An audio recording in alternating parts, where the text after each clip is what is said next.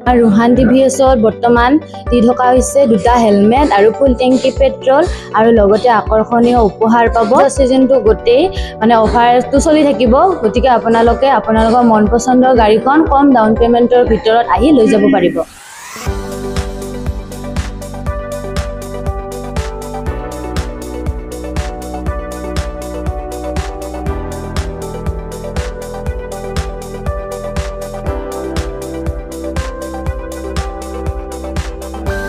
বঙাইগাঁও জিলাৰ মানিকপুৰৰ বৰবিলত অৱস্থিত যি ৰোহান টিভিএছে আগবঢ়াইছে ফেষ্টিভ অফাৰ বা পূজাৰ বিশেষ অফাৰ আৰু লগতে আছে আকৰ্ষণীয় এক্সচেঞ্জ অফাৰ আৰু ফাইনেন্সৰ ধুনীয়া সুবিধা।